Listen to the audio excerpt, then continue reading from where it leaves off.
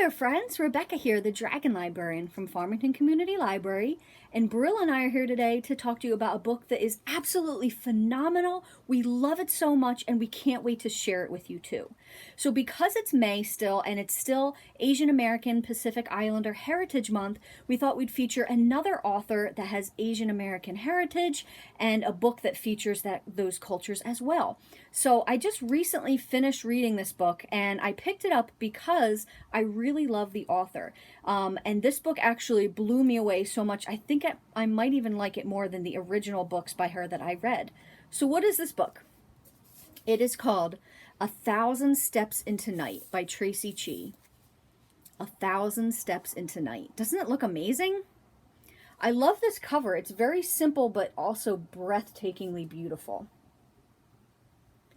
So basically, like I said, Traci Chee is an author that I really love. She wrote a series called The Sea of Ink and Gold that is absolutely phenomenal, and it's been among my favorite young adult books for quite a while now. So when I heard she had this one out, I was super excited to find out what this was all about, and I jumped into it immediately, and it is just so wonderful. So basically, what is the story about? Well, first of all, it is set in a mythical place, but it's very heavily based on Japanese culture and mythology.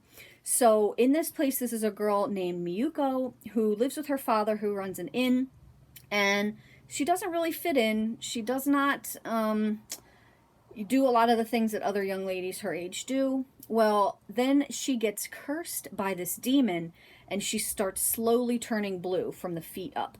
And what happens when she turns completely blue is that she will become a demon as well. Yikes. So she goes on this quest to basically cure herself of this. But something very interesting happens. So up until now, that sounds like a kind of a standard young adult book, right? Something happens to the protagonist. They go on this quest to try to fix whatever has gone on. But there's a big difference in this, and that is that this society is very restrictive to women.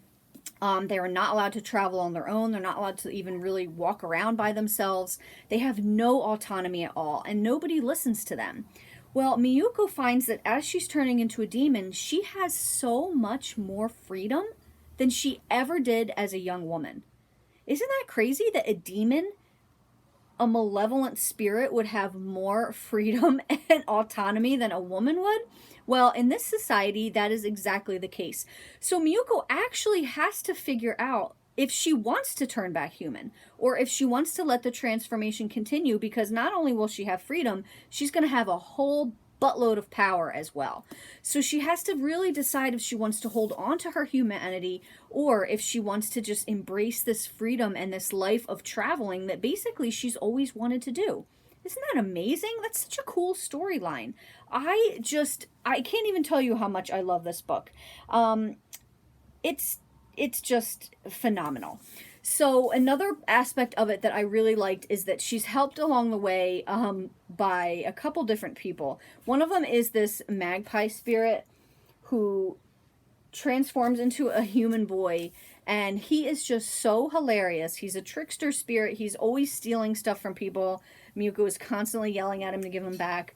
He's constantly getting into trouble, and Miyuko has to always get him out of trouble, which is amazing.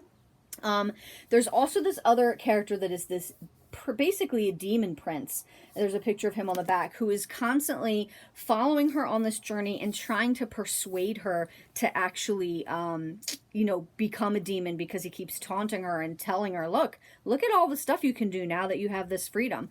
And she, again, has to decide whether or not she wants to give in to that or not.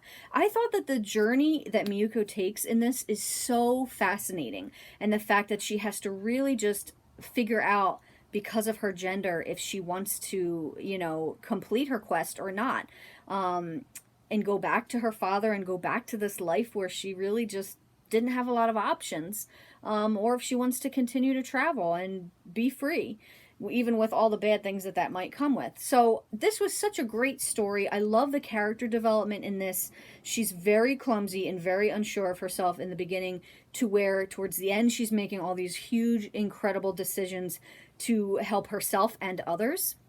And it's absolutely phenomenal. I love this book so much. It's a wonderful story, especially to read this time of year, but just in general too, because it's phenomenal and it's really well written too. And like I said, all the spirits and the tricksters and everything else she encounters on the way is really cool, and also based, like I said, on Japanese mythology, which is really, really fun. So this is 1,000 Steps into Night by Traci Chee. Well, that's what we've got for you guys today. I hope this book sounds just as interesting to you and as it did to me, and how much I loved it. Please feel free to check it out from Farmington Community Library, and also please give this video a like. Thank you so very much for watching. Have a wonderful rest of the day.